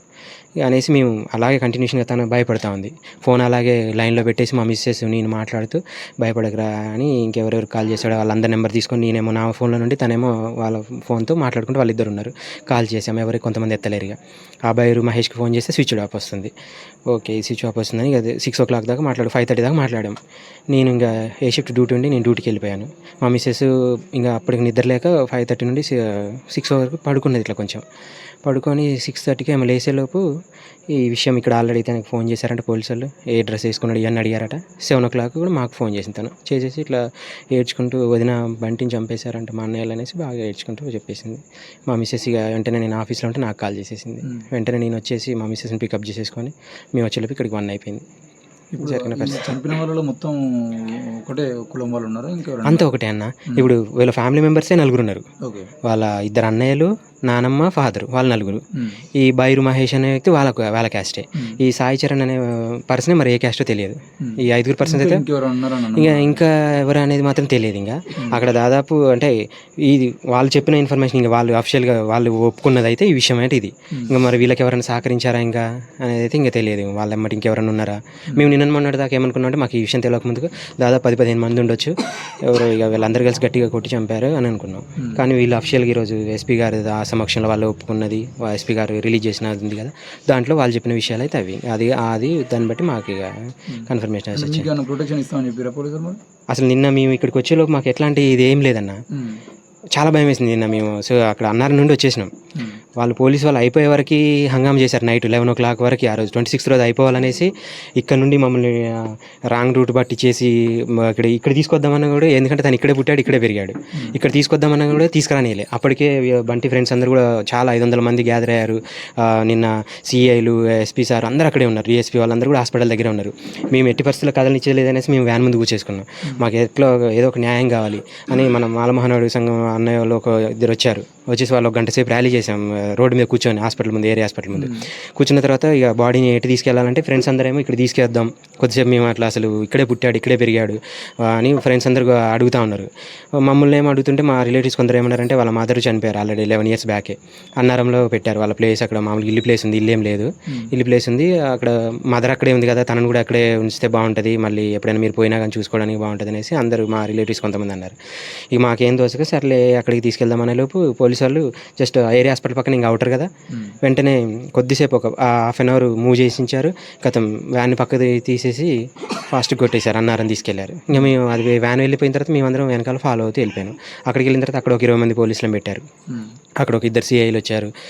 వచ్చేసి వాళ్ళు కూడా తొందరగా కానివ్వండి అన్నారు. మేము పోయిన తర్వాతనే అక్కడ బరియలు చేయడం, అదంతా బొంద తీయడం అవన్నీ మా మామ వెళ్ళేసి కర్ర వేసి వచ్చేసి అప్పుడు స్టార్ట్ చేశారు. అదంతా తీయడం మనుషులే తీశారు. తీసేయడం అదొక 2-3 hours పట్టింది. నైట్ 10 అయింది. 10-11 మధ్యలో ఇక ఊర్లో వాళ్ళు కూడా కొంచెం సేపు మేము తీసుకెళ్ళాలి కదా అనేసి తీసుకెళ్లే లోపు 11 అయింది. 11-12 కల్లా క్లోజ్ అయిపోయింది. అప్పటి వరకు ఉన్నారు ఇక పోలీసు వాళ్ళు, వెళ్ళిపోయారు. ఇక మాకు అక్కడ పోలీసులు ఉండడంగా నా నైటు ఎవరు ఏం చేయలేరు. మార్నింగ్ లేచిన తర్వాత ఇక అసలు మాకు ఎవరైనా కాల్ చేస్తారా, వీళ్ళని అరెస్ట్ చేశారా అనే ఇన్ఫర్మేషన్ ఎక్కడి నుండి రావట్లేదు మాకు అసలు. తెల్లారి అంటే మన వాళ్ళు వచ్చారు, వీళ్ళ నుండి ఏ కాల్స్ రావట్లేదు, పోలీసు వాళ్ళ నుండి ఏ కాల్స్ రావట్లేదు. మాకు అసలు ఏంటి పరిస్థితి, నిన్న అందరూ కనపడ్డారు, ఈరోజు ఎవరు ఫోన్ కాల్ లేదు, ఏం లేదనేసి నేనే ఇంకా ఆ రోజు మన బైరి నరేష్ అన్నకి ఫోన్ చేశాను. ఇన్సిడెంట్ జరగగానే నేను అన్న ఫాలోవర్ని, రాజేష్ అన్నకి నేను మంచి ఫాలోవర్ని, సార్కు మంచి ఫాలోవర్. నేను మూమెంట్లో నేను బాగా పార్టిసిపేట్ చేస్తూ ఉంటాను. ఇక నాకు అన్న నెంబర్లు వాళ్ళందరూ ఉండే, కాల్ చేయగానే అన్న వాళ్ళు నాకు మీ నెంబర్ ఇచ్చారు. ఇట్లా పరిస్థితి అనేసి ఇక నిన్న కొందరు యూట్యూబ్ ఛానల్ వాళ్ళు వచ్చారు అక్కడికి. అన్నారు వచ్చేసి ఒకరి తర్వాత ఒకళ్ళు తీసుకున్నారు అన్నమాట, ఇట్లా వీడియోస్ తీసేసుకున్నారు. మేము అందరికీ అయిపోయేలోపు 3 o'clock అయింది. 3 o'clock వరకు కూడా మాకు పోలీసు నుండి ఎటువంటి ఫోన్ రావట్లేదు. ఒక RTV ఛానల్ వాళ్ళు లైవ్ పెట్టేసి DSP సార్తో కనెక్ట్ చేశారు. అప్పటికి 11 o'clock అప్పుడు మాట్లాడితే DSP సార్ ఏమన్నారంటే ఇంకెవరు అరెస్ట్ చేయలేదమ్మా, కొన్ని ఛానల్స్లోనేమో అరెస్ట్ అయ్యారు వీళ్ళు అని చెప్తున్నారు. అతను DSP సార్ ఏం చెప్పారంటే ఇంకెవరు అరెస్ట్ కాలేదమ్మా, 4 టీంలు బయలుదేరాయి, పట్టుకుంటాం అని సార్ చెప్తున్నారు. అదేంటి సార్ మరి కొన్ని ఛానల్లో పట్టుకున్నాం అరెస్ట్ అయ్యారు అని అంటుందంటే అదంతా మరి రాంగ్, మాకు తెలియదమ్మా, మేమైతే 4 టీంలు పంపించాం, సాయంత్రం కల్లా పట్టుకుంటాం, ఎట్లాగైనా పట్టుకుంటామని సార్ చెప్పాడు. సరేలే అనేసి ఇక మీరేం ధైర్యపడకుండా నా సార్ కూడా లైవ్లో చెప్పాడు అట్లంతే. ఇంకా తర్వాత ఎవరి దగ్గర నుండి, మన సంఘం వాళ్ళ దగ్గర నుండి కానీ, ఆ రోజు ముందు ధర్నా చేసిన వాళ్ళు ఎవరు ఫోన్స్ రావట్లేదు. ఇక మాకు భయం వేస్తూ ఉంది, అసలు పట్టించుకుంటారా, దీన్ని మొత్తం వదిలేస్తారా, ఇంత ఇన్సిడెంట్ జరిగింది, ఇంత దారుణంగా ఇదైపోయింది అనేసి మేము కంగారు పడుకుంటే ఇక ఆటో మాట్లాడుకొని అన్నారం దగ్గర నుండి మీ ఇక్కడికి వచ్చేలో 5:30 అయింది. 5:30కి రాగానే ఇక్కడ కూడా అసలు ఎవరు లేరు. నేను తను మా మిస్సెసే ఉన్నాం, ముగ్గురం. మా చిన్నమ్మ వాళ్ళు పక్కన ఉంటారు, బంటి వాళ్ళ మేనమామ, మేము 5గురమే ఉన్నాం. చిన్నమ్మ అసలు భయం వేస్తూ ఉంది, ఈ టైంలో ఎవరు లేరు, వీళ్ళందరూ ఏడుస్తూ ఉన్నారు, అసలు ఎవరు వస్తారా ఎవరన్నా రారా, మళ్ళీ ఈ అమ్మాయి మన దగ్గరే ఉంది, మళ్ళీ ఏమన్నా అటాక్ చేయాలని మాకు కూడా కొంచెం భయం ఉంటుంది కదా సార్ అని భయపడుకుంటూనే నైట్ మొత్తం ఇక అందరం ఒక దగ్గర పడుకున్నాం ఇక్కడే. ఈరోజు మార్నింగ్ లేచినాక కూడా ఎట్లాంటి కాల్స్ ఏం రావట్లేవు. నేనే ఒకసారి చెన్నై అన్న సార్ నెంబర్ తీసుకున్నాను. ఇట్లా మన అందరం ఇక మన వాళ్ళని ఫస్ట్ అప్రోచ్ అవ్వాలి కదా అనేసి చెన్నై సార్ నెంబర్ తీసేసుకొని చెన్నై సార్కి చేస్తే, సార్ మొన్ననే వద్దాం అనుకున్నానమ్మా నేను, కొంచెం ఆ రోజు వేరే అక్కడ హైదరాబాద్లో కూడా ఒక చిన్న ఇన్సిడెంట్ జరిగింది, అటు వెళ్ళాను అని చెన్నై సార్ మాట్లాడి, నేను రేపు వస్తాను కలుస్తాను అని చెన్నై సార్ చెప్పారు. చెప్పిన తర్వాత ఓకే సార్ అని చెప్పాను. తర్వాత ఈ హైకోర్టు నుండి ఇందాక దివాకర్ అన్నయ్య వాళ్ళందరూ అసద్దాం 3 అడ్వకేట్స్ వచ్చారు 10 o'clock ఆ టైంలో. వాళ్ళు వచ్చి ఇంకా కొంచెం ఏంటి నిన్నటి నుండి ఏమైనా చేస్తున్నారా, పోలీసులు ఫాలోఅప్ చేస్తున్నారంటే మాకు అసలు ఏం నిరాశ మిగిలింది తప్ప ఏం లేదు. ఉన్నట్టు చెప్పేసినాం. ఎటువంటి కాల్స్ అయితే రాలేదన్న, మాకు పోలీసులను వీళ్ళు అరెస్ట్ చేసినామని కానీ, మీరు ఎక్కడున్నారు, సేఫ్గా ఉన్నారా అని కూడా మాకు కాల్స్ ఏం చేయలేరు. అలా జరిగిందన్న మరి పరిస్థితి. మేమైతే భయపడుతూనే ఉన్నాం ఇప్పటివరకు అని అనగానే, అదేంటి పరిస్థితి అలా చేస్తారు, మీతో పెట్టాలి కదా పోలీసుని, కానిస్టేబుల్ని ఉంచాలి కదా, ఎలాగైనా ఈ కేసులో ఏముంటాయో వాళ్ళకి తెలియదా, SC/ST కేసు మీద ఇట్లా జరిగిన దాని మీద ఉంటుంది కదా, వాళ్ళు ఎందుకు పంపించలేరు కానిస్టేబుల్ని అనేసి ఒక లెటర్ రాయించుకొని పదండి SP ఆఫీస్కి వెళ్దాం పదండి అనేసి SP ఆఫీస్కి తీసుకెళ్లారు వాళ్ళు ముగ్గురు కలిసి. లెటర్లు రాయించారు, ఒకటి కలెక్టర్కి ఇద్దాం, మీకేమైనా కాంపెన్సేషన్ అవన్నీ రావాలి, దాటి గురించి కూడా మాట్లాడదాం అనేసి ఫస్ట్ అయితే SP సార్ దగ్గరికి వెళ్దాం, మరి కేసుని ఏం చేస్తారు, వాళ్ళ దగ్గరేమో అక్యూజ్డ్ వాళ్ళ ఇంటి దగ్గర అక్కడ 2 కానిస్టేబుల్ని పెట్టారంట. అన్యాయం జరిగిన మా దగ్గర మాత్రం మాకు అసలు ఫోన్ లేదు, ఎట్లాంటిది ఇది లేదు, మేము భయంగానే మేము ఉన్నాం. కానీ అట్లా ఎట్లా పెడతారు వాళ్ళకి, మనం మాట్లాడదాం పదండి అని వాళ్ళు ఇక కొంచెం ధైర్యం సపోర్ట్ ఇచ్చేసి తీసుకెళ్లారు. SP సార్ కలిసాం 3 o'clockకి. సార్ చెప్పాడు, అలా ఉండదమ్మా, అదే బయట వీళ్ళ కాన్ఫిడెంట్ కూడా వీళ్ళకి కూడా కాన్ఫిడెంట్ లేదు సార్, ఒకవేళ డబ్బులకు ఏమైనా లొంగిపోయారా పోలీసులు అని అంటే, మీరే కాబోయే లాయర్లు అలా చెప్తే ఎలా అడ్వకేట్స్, మీకు తెలియదా అని SP సార్ మాట్లాడారు. అట్లా డబ్బులు తీసుకోవడం ఏమి ఉండదు, ఇన్వెస్టిగేషన్ ప్రాపర్గా జరుగుతుంది అని సార్ అన్నారు అనమాట. వాళ్ళని ఇప్పుడు 3:30కి మేము ఇప్పుడు ప్రెస్ మీట్ ఉంది కదా, వాళ్ళని ఆల్రెడీ మా ముందే వాళ్ళ నాయనమ్మని వీళ్ళ డాడీని మాస్క్ వేసేసి వ్యాన్లో తీసుకొచ్చారు. అంతకుముందు మేము సార్తో మాట్లాడుతున్న టైంలో వీళ్ళ అన్నయ్యని ఒక 4 పర్సన్ తీసుకెళ్ళి పక్క రూమ్లో పెట్టేశారంట. మేము బయటికి రాగానే వీళ్ళ నాయనమ్మని తీసుకొని వెళ్తున్నారు. ఇంకా మీరు ఇక్కడ ఉండకండి, సార్తో మాట్లాడాం కదా, మళ్ళీ వాళ్ళు ఇప్పుడు అక్కడికి వస్తే మీరు ఆవేశంలో ఉంటారు, మీరు ఇంటికి వెళ్ళండి అనేసి మేము 3:30 ఆ టైంలో 4కి ఇంటికి వచ్చేసాము. వాళ్ళు 3:30 ప్రెస్ మీట్ పెట్టి రిలీజ్ చేసి చెప్పారు వాళ్ళు ఎలా చేశారు మర్డర్ ఏందంతా కూడా వాళ్ళు అట్లా చేశారు అన్నయ్య. ఓయ్యా నాకేది రానైనా మీరే చూసుకోవాలా తండ్రి, నాకు ఇక్కడ దొరకదు, మీరే చూసుకోవాలా కొడుక, నాకు ఇక్కడ దొరకది, మీరే ఉన్నారు కూడా, మీరే చూసుకోరు నాయన, నాకేది తెలియదు, నాకు ఇక్కడ దొరకది, అయినా అయిపోయింది అయ్యా నెట్ట చెయ్య, మీరే తండ్రి కొడుకు అయినా చెయ్యరు, ఎంత పోయినట్టు పోయాడు, ఎవరిని పట్టుకోము, ఎవరిని అడగము, ఏడదేమో ఎవరిని అడగము, నాయ్యా పోయిండు, ఇక్కడ లేదు నంది, నేనేం చెప్పా, నాకు ఇక్కడ చెప్పా, నేనేం చెప్పా కొడుకు. చిన్నప్పటి నుండి బంటికి తల్లి లేదు, మీ దగ్గరనే పెరిగిండు. ఆయన ఎలా ఉండేవాడు మీతోని? మంచిగా ఉంటాడు అయ్యా, బంతికి ఇట్టాటి అలవాటు బడికి పోయి చదువుకున్నాడు, మా అమ్మ దగ్గరనే ఉన్నారు, చిన్న పంచ తండ్రి లేవు, తల్లి లేకుండా మంచిగా దంటలు గింటలు వేయలేవట, మంచిగా చదువుకున్నాడు, ఈ అట్ట దంటలు అయినాయి ఆ చదువు మీద మంచిగానే ఉన్నాడు. ఇక పెన్స్ అయ్యి ఇక చిన్నగా చదువు అయిపోయింది, ఆయన వ్యాపారం ఆయన చేసుకుంటాడు. ఎవ్వరితోటి గొడవలు అండి, ఎవ్వరితోటి గొడవలు పోడు, అన్నం తిన్నాడా ఇంట్లో ఉన్నాడా అటో ఇటో అలా అమ్మమ్మతోటి అదో ఇదో అనుకుంటాడు, ఇంటనే ఉంటాడు. కానీ మంచి వ్యక్తి, ఎవరి శుద్ధి పోడు. తండ్రి పెద్ద మనిషి అయిన వణుకుడు వచ్చింది, పేద కుటుంబం పేద కుటుంబం వల్ల అయినా నా పిల్లగాడు అదో ఏదో పనిచేసి ఆదుకుంటూ వచ్చిండు. ఇప్పుడు సాధినవన్నీ మింగేరు, మాకేం న్యాయం చేశారా? తండ్రి మంచిగా లేడు, భార్య ఉంది, అక్క 2 ఆడపిల్లలు అక్కకి, మరి తెచ్చి పెట్టుకొని సాదుకున్నాడు, తీసేసారు. కులం అంటే ఆమె డబ్బు ఉండి పోలీసుని కొన్నది, ఎస్ఐల కొన్నది, దేశం కొన్నది, మరి డబ్బుతోటి పేదోని ఇట్లా చంపిస్తారా? ఎంతమందిని చంపిస్తారు పేదోడిని? పేదోడు ఇట్లా అడుగు పట్టిపోతాడా? మా పిల్లగాడు చచ్చి మేము ఏడ్చుకుంటా మేము భయంగా ఉంటే వాళ్ళ ఇంటికాడ పోలీసు వాళ్ళు ఉండేది ఏందండి? ఎంతమందిని కొట్టరాళ్ళు? మాకు డబ్బు లేదు, మేము పేదవాళ్ళం, మాకు కండబలం ధైర్యం ఇచ్చిండు దేవుడు, పోరాడతాం అండి, ఎంత దూరమైన పోరాడతాం. మరి పోలీసు వాళ్ళు వాళ్ళ ఇంట్లోనే ఉంటారా? వాళ్ళని మేము చంపినామా? వాళ్ళు వచ్చి మా పిల్లలని చంపిండా? పోలీసు వాళ్ళు ఎక్కడ ఉండాలండి? ఎక్కడ ఉండాలి? భయపడేది ఎవరు? ఆ అమ్మాయి మా దగ్గర ఉంది, మరి అమ్మాయి గురించి వచ్చి మమ్మల్ని అందరినీ చంపుతారా? అమ్మాయిని చంపుతారా? పానా భయం వాళ్ళకు ఉంది. చెప్పండి, ఇదా న్యాయం? గవర్నమెంట్ ఇదే న్యాయమా? పోలీసులు ఇంతనే లంచాలు దీని ఆలకల్లే ఉంటారు, ఇక ఎంతకైనా నమ్ముడు పోతారండి. పేదోని పట్టించుకోరా? పేదోని బతుకులు ఇంతేనా? ఇక మీరు ఎప్పుడైనా చెప్పారా మరి వీళ్ళు పెళ్లి చేసుకున్న తర్వాత మావానికి పోలీసులు అంటే రక్షణ కల్పించండి, వాళ్ళు చంపేసే అవకాశాలు ఏమని చెప్పేసి ఇంతకుముందు పోలీసులతో చెప్పారు? మేము చెప్పలేదండి.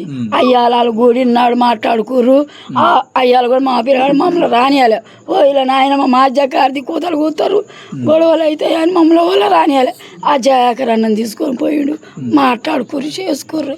అయ్యా వద్దు కొడుకు అక్కడ వద్దన్ను, ఏం కాదు నాకున్నారు, వాళ్ళు ఉన్నారు, వీళ్ళు ఉన్నారు అన్నాడు, మింగేరు.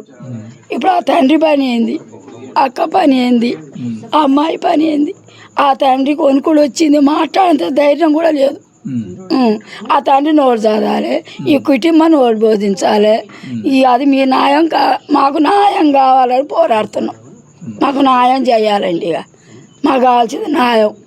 మా పిల్లగాని ఎట్లా చంపారో వాళ్ళ కట్ట గురించి చెయ్యాలి, మా కోరిక అది, మాకు న్యాయం కావాలి, అంతేనండి. ఇక మేము పేదవాళ్ళం, మేము డబ్బు పెట్టలేము, మేము పోరాడతాం. డబ్బు పెట్టేది మేము కొనలేము, వాళ్ళు కొంటారు, కొన్నాళ్ళకి వెళ్ళిపోతారు. ఇక పేదోడు వద్దండి, పేదోడు ఎప్పుడు అడుగున పడే ఉంటాడా? అది మా పరిస్థితి. మరి భయపడుకుంటే ఎన్నాళ్ళు పండాలండి మేము? చెప్పండి. పోలీసులు ఏమైనా చెప్తున్నారా రక్షణ మేము ఇస్తాము ఏం చెప్పలేదు ఇంతవరకు. పోలీసు వాళ్ళు వచ్చి ఒక్క మాట చెప్పలేదు. మేము ఉన్నాము, మీరు ధైర్యంగా ఉండిరి, మా ధైర్యం మీకు ఇస్తున్నాము, మీకు ఏ అంటే భయం లేదని ఒక్క పోలీసు ఆయన రాలేదు, చెప్పలేదు. ఒక్క ఆయన వచ్చి కొంచెం కూర్చుడు పోయిండు, ఆయన కూడా ఏం మాట్లాడలేదు.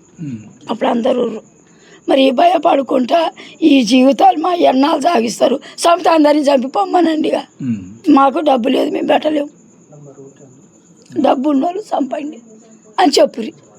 ఇక అంతే, ఇక పేదోని పని ఏందండి, పేదోని పని ఇక గడ్ల పడినట్టే. ఇక వదిలేసిరుగా, ఇట్నే చేసిరుగా. ఇప్పుడు 4 రోజులు చంపి అంత హత్య చేసి ఎంత డబ్బు కొంటే, ఎంత డబ్బు పెట్టి చట్టాన్ని కొంటే అట్ట ఊరు తిప్పిర్రు, మళ్ళీ తెచ్చి ఆడేసిర్రు. ఎంత డబ్బు ఉంది మీకు, ఎంతమందిని చంపుతారు ఇట్ట? అందరు దేశం మీద అందరు ప్రేమించుకొని పెళ్లి చేసుకుని. కుల భేదాలు ఉన్నాయి ఇప్పుడు, కుల భేదాలు ఉంటే నీ పిల్లని తీసుకోపో. మేము తోలనన్నా మాకు ముచ్చారు చెప్పలేదుగా, మీరు మాకు ఆ సంగతి తెలియదుగా. ఇట్లా కావలేసి అని చదువుకుంటాను తల్లిదారి నాకు కనిపించాలని చదువుకుంటాను చంపారు. వాళ్ళ పరిస్థితి ఏంది, వాళ్ళ న్యాయం ఏంది? ఆ తండ్రి అయితే ఇట్ట వణుకుతురు, మాట్లాడు కూడా మాట్లాడలేడు. ఏంది వాళ్ళ పరిస్థితి? మాకు న్యాయం కావాలండి, మేము న్యాయానికి పోరాడుతాం. మాకు డబ్బు లేదు, మాకు తింటానికి సరి తిండే లేదు, మాకు న్యాయానికి కొట్లాడుతున్నాం. తెలంగాణ పోలీసులు కానీ ప్రభుత్వం కానీ తీసుకుంటున్నటువంటి చర్యలు ఇప్పటివరకు ఏమీ లేవని ప్రతి కుటుంబ సభ్యులు అయితే చెప్తా ఉన్నారు. అయితే హైదరాబాద్ నుండి ఈ సమస్య మీద ఫైట్ చేయడం కోసం ఇచ్చేసినటువంటి బత్తుల రామప్రసాద్ అంతా ఉన్నారు. అన్న చెప్పండి, వీళ్ళు అంటే కుటుంబ సభ్యులు చెప్తున్నటువంటి వివరాలను చూసినట్లయితే హంతకుల ఇంటి దగ్గర పోలీసులు కాపలా ఉన్నారు, కానీ మా ఇంటి దగ్గరికి ఎవరు రాలేదు. ఈరోజు కూడా హైదరాబాద్ నుండి ఒక 3 అడ్వకేట్లు వచ్చి ఎస్పీ ఆఫీస్ పోయేంత వరకు కూడా మా దగ్గర పోలీసులు కాపలా లేరు. కనీసం ఈ హంతకులకు సంబంధించిన విషయంలో కానీ, ఈ మర్డర్కి సంబంధించిన విషయంలో కానీ మాకు రావాల్సినటువంటి హక్కుల్ని కూడా మాకు ఇచ్చినటువంటి పరిస్థితులు లేవు అని చెప్పేసి చెప్తున్నాడు. అంటే ఈ పరిస్థితులు చూస్తామంటే ఏం అర్థం చేసుకోవచ్చు? ఒకటి, ఈ మాల బంటు హత్య ఏదైతే జరిగిందో గౌడ సామాజిక వర్గానికి చెందిన వాళ్ళు కులాంతర వివాహం చేసుకుంటే చేసిందని మనకు అందరికి స్పష్టం. కానీ నేను ఒక యాక్టివిస్ట్గా SC/ST అట్రాసిటీస్ మీద ఒక 30 ఏళ్ళ నుంచి పనిచేస్తున్న వ్యక్తిగా ఈ హత్య వెనుక రాష్ట్ర ప్రభుత్వం ఉందని గట్టిగా చెప్పదలుచుకున్నాం.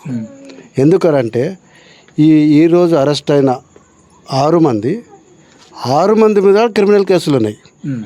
మీకు ఇంకో భయంకరమైన నిజం ఏంటంటే సైదుల్ అనే అమ్మాయి వాళ్ళ తండ్రి 307 ఉంటుంది, వంశీ కొడుకు వాన్ మీద 307 ఉంటుంది, నవీన్ వాన్ మీద 307. ఇంకా దౌర్భాగ్యం ఏంటంటే 65 సంవత్సరాల ముసలమ్మ బుచ్చమ్మ పేరు మీద కూడా క్రిమినల్ కేసులు ఉన్నాయి. ఆ కంప్లీట్ ఫ్యామిలీ అంతా, కోట్ల ఫ్యామిలీ అంతా క్రిమినల్ బ్యాక్గ్రౌండ్లో ఉన్నదని తెలుసు. బైరు మహేష్ అనే వ్యక్తి మీద విషయానికి వస్తే 9 క్రిమినల్ కేసులు ఉన్నాయి. Already rowdy sheeter. ఒక రౌడీ షీటర్ కదలికలన్నీ కూడా లోకల్ పోలీస్ స్టేషన్లో పర్యవేక్షణ చేయాలి. ఇది చట్టం చెప్తుంది, ఏం చెప్పింది కాదు. అటువంటిది 3 నెలల నుంచి చంపనీకే ప్రయత్నం చేస్తుందని స్పష్టంగా నేను ఇవాళ పోలీసులు చెప్తున్నారు. రౌడీ షీటరు తర్వాత ఆ ఫ్యామిలీ అంతా క్రిమినల్ బ్యాక్గ్రౌండ్ ఉన్న వాళ్ళ ఫ్యామిలీలో ఇంటర్ కాస్ట్ అయినప్పుడు పూర్తి రక్షణ కల్పించాల్సింది ఇక్కడ లోకల్ ఎస్పీ. ఇప్పుడు విచిత్రం ఏంటంటే ఇదే సీరాపేట టౌన్లో క్రిమినల్ కేసులు ఉన్నాయి, పక్క పోలీస్ స్టేషన్ కాదు. కంప్లీట్గా ఈ కుటుంబం పరిస్థితి అంతా కూడా తెలుసు వాళ్ళకు. కానీ పోలీసులు రక్షణ కల్పించడంలో పూర్తిగా విఫలమైంది. దాంతోపాటు రెవెన్యూ కూడా పూర్తిగా విఫలమైందన్న. ఒక కులాంతర వివాహం చేసుకున్న జంటకు ఈ విధంగా దాడి చేసి చంపితే ఇమీడియట్గా కలెక్టర్ బాధ్యత తీసుకోవాలి. ఈ జిల్లాకు మొత్తం ఓలెన్సోల్ కలెక్టర్ బాధ్యత. కలెక్టర్ ఇమీడియట్గా వచ్చేసి ఈ కుటుంబాన్ని రక్షణ కల్పించాలి. రెవెన్యూ మొత్తం ఇక్కడ ఉండాలి, పోలీస్ ఎస్పీ డిపార్ట్మెంట్ మొత్తం ఇక్కడ ఉండాలి. కానీ 3 రోజులైంది. 26 జనవరి అంటే రిపబ్లిక్ డే, 76 సంవత్సరాల రిపబ్లిక్ అయిన దినోత్సవం పురస్కరించుకొని అదే రోజు కులాంతర వివాహం హత్య జరిగితే ప్రభుత్వం ఇంత నిర్లక్ష్యంగా ఉండడం, స్థానిక కలెక్టర్ నిర్లక్ష్యంగా ఉండడం, ఎస్పీకి నిర్లక్ష్యంగా ఉండడం చాలా అవమానకరం. ఇది చట్టంలో క్లియర్గా ఉంది. ఏమంటారంటే SC/ST అట్రాసిటీస్ కేసు నమోదైతే ఎస్పీ తర్వాత కలెక్టర్ ఇక్కడ పర్యవేక్షించాలి, స్పాట్కు విజిట్ చేయాలి. ఎక్కడ పోయారు మరి? కలెక్టర్ ఎక్కడ పోయిండు, ఎస్పీ ఎక్కడ పోయిండు? ఇంత నిర్లక్ష్యమా? అక్కడి అవతల కుటుంబము క్రిమినల్ కేసులు ఉన్నాయి, నీ పోలీస్ స్టేషన్లు ఉన్నాయి. అంటే నిర్లక్ష్యం క్లియర్గా స్పష్టంగా ఉంది కదా. ప్రభుత్వము సీరియస్గా లేనందువల్లనే ఈ హత్య ఇంత సాఫీగా చేయాల్సిందని నేను అనుకుంటున్నాను. అయితే వాళ్ళ పక్షాన నిలబడాల్సిన అవసరం ఏం లేదు కదా, ఇంత నిర్లక్ష్యం వహించడానికి పోలీసులు ఎందుకు పూనుకుంటారు? చట్టము క్లియర్గా ఉంది. వాళ్ళ విధుల పట్ల నిర్లక్ష్యం ఉన్నా అది కూడా ఒక క్రైమే. నేను అంటున్నా, సూర్యాపేట టౌన్కు సంబంధించిన అందరు పోలీసుల మీద సెక్షన్ 4 కింద కేసు నమోదు చేయాలి.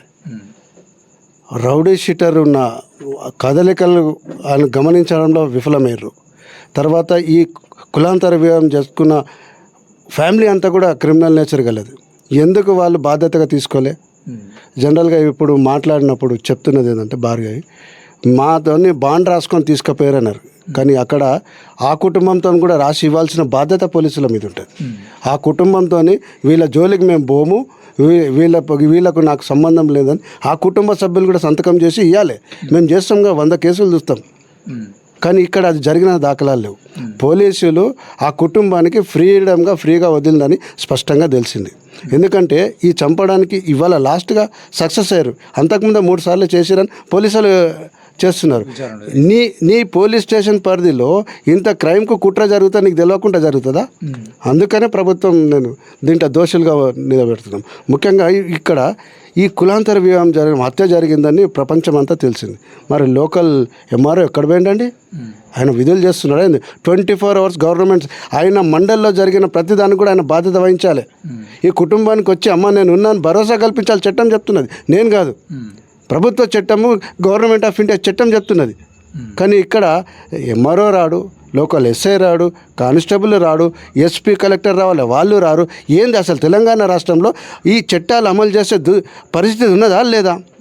ఇక్కడంతా కూడా తెలంగాణ రాష్ట్రంలో లా అండ్ ఆర్డర్ అంతా కూడా గాలికి వదిలిందని స్పష్టంగా బంటికి విషయంలో తెలుస్తున్నది. దీన్ని మనం అందరూ కూడా సీరియస్ తీసుకోవాల్సిన బాధ్యత ఉన్నది. ఇకనైనా ఇప్పుడు మీరు 6 మందిని అరెస్ట్ చేశారు కదా, అరెస్ట్ చేశారు, మీ పని అయిపోయిందని చేతులు దులుపుకోవద్దు. రేపటి నుంచి మా దళిత సంఘాలుగా సమాజం మొత్తం సమాజం కూడా ఈ సంఘటనను తీవ్రంగా తీసుకొని మేము రాష్ట్రవ్యాప్త ఆందోళనకు కూడా పోతున్నాం. ఎక్కడ పోయింది మీ రెవెన్యూ సిస్టమ్? ఇమ్మీడియట్గా చట్టం GOMS 13 ప్రకారం ఇమ్మీడియట్గా ఈ కుటుంబానికి 3 నెలలకు సంబంధించిన రేషన్ ఇవ్వాలి. 18 ఐటెంలు ఈ కుటుంబానికి ఇవ్వాలి. నిరుపేద కుటుంబం ఇది. ఈరోజు రోడ్డున పడ్డారు. అసలు సంపాదించే కొడుకు చనిపోయాడు, ఓల్డేజ్ ఉన్నది, అమ్మాయి ఉన్నది. GOMS 13 ప్రకారం మీడియా 3 నెలలు అడిషనల్ రిలీఫ్ కింద వాళ్ళకు రేషన్లు సరుకులు ఇవ్వాలి. తర్వాత ఇమ్మీడియట్గా రిలీఫ్ అండ్ రిహాబిలిటేషన్ ఇవ్వాలి. ఎక్కడ పోయింది? 3 రోజులు 4 రోజులు అయింది. అసలు మాకు పోలీసులు విచిత్రం చూడండి, మీరు అన్నారు కదా నిందితుల ఇంటికాడ ప్రొటెక్షన్ ఇచ్చారు, బాధితుల దగ్గర ప్రొటెక్షన్ లేదు. అంటే ఏం మెసేజ్ ఇవ్వాలనుకుంటారు దళితులకు? ఇది చాలా తీవ్రంగా పరిణామిస్తున్నాము. రాష్ట్ర ముఖ్యమంత్రి మాట్లాడాలి. నిన్న కూడా ఛానల్లో మాట్లాడుతుంటే చెప్పిన ముఖ్యమంత్రి బాధ్యత కదా. ఎక్కడో జరిగిన సమస్యను నువ్వు ఇమ్మీడియట్గా స్పందిస్తావు. నువ్వు పాలిస్తే నీ రాష్ట్రంలో సిటీకి 150 కిలోమీటర్ల దూరం ఉంటే ఇంత పెద్ద దారుణ హత్య, ఇంత కులాంతర హత్య జరిగితే నువ్వు ఇంకా కూడా స్పందించలేవు. దీన్ని ప్రభుత్వం ఇమీడియట్గా రేపు స్పందించాలి. కలెక్టర్, ఎస్పీ ఇక్కడ రావాలి. యాజ్ పర్ రూల్స్ మాకు అదనంగా ఏం చేయకండి. GOMS 39 ప్రకారం ఇమీడియట్గా ఆమెకు నష్టపరిహారం మీ కుటుంబానికి ఏదో అది ఇమీడియట్గా ఇవ్వాలి. ఎందుకంటే మీరు అరెస్ట్ ప్రాసెస్ కంప్లీట్ అయింది. ఇంకొకటి ఈ అడిషనల్ రిలీఫ్ కింద ఈ కుటుంబానికి అన్ని ఆధారం చేయాలి. దాంతోపాటు ఆ పెద్ద మనిషికి చట్ట ప్రకారం పెన్షన్ ఇవ్వాలి, బేసిక్ పెన్షన్తో. అంటే ఇప్పుడు 6,000 చిల్లర ఉన్నది, సంవత్సరం తర్వాత పెరుగుతూ ఉంటుంది. తర్వాత బాధ్యతగా అమ్మాయికి ప్రభుత్వ ఉద్యోగం ఇవ్వాల్సిన బాధ్యత కూడా ప్రభుత్వం, ఇది కూడా 3 నెలల లోపల కంప్లీట్ చేయాలి. ఇంకో ప్రధానంగా డిమాండు ఇమ్మీడియట్గా బాధిత కుటుంబానికి జిల్లా కలెక్టర్, ఎస్పీ వచ్చి పరామర్శించాలి, పూర్తి భరోసాను కల్పించాలని డిమాండ్ చేస్తున్నాము. దాంతోపాటు ఇమ్మీడియట్గా వాళ్ళకు చట్టరీత్యా అందాల్సిన అన్నీ కూడా రిలీఫ్ అండ్ రిహాబిలిటేషన్ అందించాలి. దీంతోపాటు ప్రధానంగా రాష్ట్ర ముఖ్యమంత్రి గారు ఈ కేసులో మాలబంటి కేసులో ఫాస్ట్ ట్రాక్ కోర్టు నియమిస్తామని ప్రకటించాలి. మీరు ఈ 48 గంటల్లో ఫాస్ట్ ట్రాక్ ద్వారా విచారించి ఆ నిందితులను అందరికీ కూడా ఉరిశిక్ష పెట్టేదాకా విధంగా మీరు ఇన్వెస్టిగేషన్ కంప్లీట్ చేయాలి. Speedy investigation, speedy trials, speedy conviction పడితేనే మాకు మీ మీద భరోసా ఉంటుంది. లేకుంటే మేము దీన్ని తీవ్రంగా తీసుకుంటున్నాము. ప్రభుత్వం చేయాల్సిన విధులు మాలబంటు విషయంలో ఒక్కటి కూడా తీసుకోలే. కానీ ఇప్పుడన్నా మీరు కళ్ళు తెరిచి ఇమ్మీడియట్గా ఫాస్ట్ ట్రాక్ కోర్టు నిర్వహించాలి. ఆ కుటుంబానికి చట్టరీత్యా రావాల్సిన రిలీఫ్ అండ్ రీహాబిలిటేషన్ అందించాలి. ప్రభుత్వం దీన్ని సీరియస్గా తీసుకోవాలి. దాంతోపాటు ప్రధానంగా తెలంగాణ రాష్ట్రం వచ్చిన తర్వాత ఎస్సీ ఎస్టీల రక్షణ అంతా గాలికి వదిలేశారు. అట్లీస్ట్ ఈ కులాంతర మతాంతర వివాహాలు చేసుకున్న జంటలకు రక్షణ చట్టం చేయాల్సిన బాధ్యత కూడా రాష్ట్ర ప్రభుత్వాన్ని మేము డిమాండ్ చేస్తున్నాము. ఇమీడియట్గా ఆ దిశగా చర్యలు తీసుకోవాలి. అందుకు ఈ బంటి హత్యకు ఒక స్ఫూర్తిగా తీసుకొని దీన్ని సీరియస్గా తీసుకొని మిగతా జంటలకు కూడా ఇటువంటి రక్షణ కల్పించేందుకు మేము ఈరోజు బంటి వారి కుటుంబం సాక్షిగా చెప్తున్నాము. తప్పకుండా ఆ చట్టం గురించి మేము ప్రత్యేకంగా ఈ పోరాటాన్ని బంటి విషయంలో మొదలు చేసేసి ఆ చట్టం వచ్చేంత కూడా పోరాడతామని తెలియజేస్తున్నాం. విషయంలో వాళ్ళ కుటుంబ సభ్యులు చెప్తే అయినటువంటి విషయాలను చూస్తున్నట్లయితే పూర్తిగా బత్తుల రామప్రసాద్ గారు చెప్పినట్లుగా కూడా పోలీసుల నిర్లక్ష్యం కానీ ప్రభుత్వ నిర్లక్ష్యం కానీ కనబడుతుంది. దాంతోపాటు ఇప్పటివరకు 4వ రోజు పూర్తవుతున్నా కూడా ఇక్కడికి రెవెన్యూ అధికారులు రాకపోవడము, వీళ్ళకు ఆ అట్రాసిటీ చట్టం ప్రకారం రావాల్సినటువంటి హక్కులను కూడా ఇవ్వకపోవడం, వీటన్నిటికి సంబంధించిన విషయంలో దళిత సంఘాల నాయకులు అంటే మీరందరూ మాట్లాడుకున్నారు కదా, ఏం అంటే ఫ్యూచర్లో మీరు ఏం చర్యలు తీసుకుందామని అంటే మీరు తీసుకుపోయేటువంటి యాజిటేషన్ ఏంటిది, ఎలా ఉండబోతుంది? యాజిటేషన్ అంటే ఇక్కడ గుర్తుపెట్టుకోవాల్సిన విషయం ఏంటంటే ఇది ఒక సంఘటన కాదు. గతంలో మిర్యాలగూడలో కూడా ఇటువంటి సంఘటన జరిగింది. వాస్తవానికి చట్టపరమైన చర్యలు తీసుకొని ప్రభుత్వం జాగ్రత్తలు తీసుకున్నట్లయితే ఇటువంటి చర్యలు పునరావృతం కావు. 76 సంవత్సరాల రాజ్యాంగ పాలనలో ఈ దేశంలో ఈరోజు కుల ఉన్మాదంతో జరిగినటువంటి హత్యలను కూడా మీడియా సైతం పరువు హత్యలను రాస్తుంది. అంటే మీడియా ఈ హత్యలను ఎంకరేజ్ చేస్తుందని అర్థం. పరువును కాపాడుకోవడానికి హత్యలు చేయమని మీడియా సందేశం ఇస్తుందా? గతంలో ప్రణయ్ హత్య కేసులు ఏం జరిగింది? అక్కడ మొత్తం అన్ని వ్యవస్థలు మేనేజ్మెంట్లో భాగంగానే కనబడుతున్నాయి. వాళ్ళు కలెక్ట్ చేసిన ఎవిడెన్సెస్ కావచ్చు, హంతకుడు వదిలి వెళ్ళినటువంటి ఏ ఎవిడెన్స్ను కూడా వాళ్ళు కలెక్ట్ చేయలేదు. తూతూ మంత్రంగా ఇన్వెస్టిగేషన్ చేసిండ్రు. ఫాస్ట్ ట్రాక్ కోర్టు ఏర్పాటు చేయలేదు. వాళ్ళకి ఇమీడియట్గా శిక్ష విధించలేదు. ఇమీడియట్గా ఏమైంది, బెయిల్ మీద వచ్చిన తర్వాత మెయిన్గా ఉన్నటువంటి ఆరోపి ఎవరైతే ఉన్నారో ప్రధానంగా అతడు ఆత్మహత్య చేసుకుందని చెప్పిండు. అదే ఆత్మహత్య ఎట్లా అవుతుంది? ఖచ్చితంగా ఆ కేసును పూర్తిగా డిజాల్వ్ చేయడానికి అతని హత్య చేసి ఉంటారు. అంటే ఇటువంటి అవకాశాలు ప్రభుత్వం ఇస్తుంది. ఇది పాలక కులాలు అదేవిధంగా కుల ఉన్మాద వ్యవస్థ చేస్తున్నటువంటి హత్యలు ఇవి. ఇటే ఒకవేళ చట్టపరమైనటువంటి న్యాయం మాకు దక్కకపోతే 1-2 సంఘటనల వరకు చూస్తాం కావచ్చు. మాకు కూడా ఓపిక నశించినప్పుడు మేమేం చేస్తాం? అంటే ఏం బాధితుడు ఇక్కడ బాధతో ఉన్నప్పుడు, భయంతో బ్రతుకుతున్నప్పుడు ప్రొటెక్షన్గా ఇక్కడ ఉండాల్సింది హంతకులక పోలీసులు ప్రొటెక్షన్ ఇచ్చేది? ఇది చట్టమా? ఏ చట్టంలో రాసింది? ఏ చట్టంలో రాసింది? పాలన వ్యవస్థ ఏం చేస్తుంది? కలెక్టర్ ఏం చేస్తున్నాడు? కలెక్టర్ రావాలి, ఇక్కడ విజిట్ చేయాలా, వీళ్ళకి భరోసా కల్పించాలా, ప్రొటెక్షన్ ఇవ్వాలా. అది కాకుండా మీరు హంతకులకు ప్రొటెక్షన్ కల్పిస్తున్నారా? ఎంతతో మేనేజ్మెంట్ అయ్యారని నాలంటోడు అడుగుతాడు. ఎంతవరకు మీరు ప్రొటెక్షన్ ఇస్తారు? ఒకవేళ ఇటువంటి ఘటనలు పునరావృతమైతే నేను తప్పకుండా చెప్తున్నా, ఈ వ్యవస్థలో ఎవరికైనా ఆత్మరక్షణ చేసుకునే హక్కులు ఉన్నాయి. మీరు ఒకటి చంపుతారు, 2 చంపుతారు. చట్టపరంగా మాకు న్యాయం దక్కకపోతే ఖచ్చితంగా చంపినోడికి మేము చంపే ప్రయత్నం చేస్తాము, వాళ్ళ మీద దాడులు చేస్తాం, వాళ్ళ ఇళ్లను తగలబెడతాం. ఆపుతారా మీరు? ఎంతమందికి ఆపుతారు? అంటే చట్టం తన పని తాను చేసినప్పుడు, చట్టపరమైన మాకు న్యాయం జరిగినప్పుడు ఖచ్చితంగా మేము అటువంటి హింసాత్మక ఘటనల్లో ఇన్వాల్వ్ కాము. కానీ చట్టం మాకు న్యాయం చేయట్లేదు. ప్రణయ్ హత్య కేసులో ఏం జరిగింది? ఇప్పటివరకు న్యాయం జరగలేదు. ఆ కేసు మొత్తం నిర్వీర్యం చేశారు. ఈరోజు ఈ కేసులో కూడా అదే జరుగుతుంది. హంతకులకు పోలీసు వాళ్ళు ఇక్కడ ప్రొటెక్షన్ ఇప్పిస్తున్నారంటే పోలీసు వాళ్ళు దాని బాధ్యత వహించాలి, జిల్లా కలెక్టర్ దాని బాధ్యత వహించాలి. మీరు ఎన్ని రోజులు వాళ్ళకు ప్రొటెక్షన్ కల్పిస్తారు?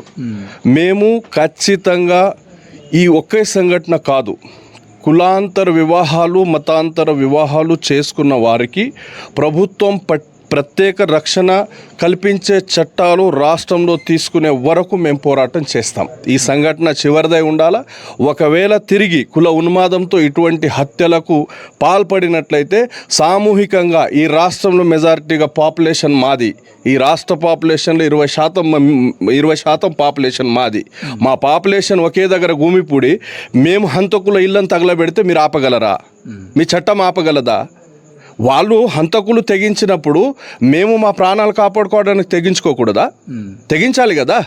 చట్టం మాకు న్యాయం రక్షణ కల్పించకపోతే ఇటువంటి సంఘటనలు పునరావృతం కాకుండా గవర్నమెంట్ జాగ్రత్తలు తీసుకోకపోతే ఆ చట్టాన్ని తీసుకోవాల్సిన పరిస్థితులు మాకొస్తాయి. డెఫినెట్గా మేము మా రక్షణ కొరకు ఖచ్చితంగా సమతా సైనిక దళ తరపున మేము నిలబడతాం. Thank you. Okay sir.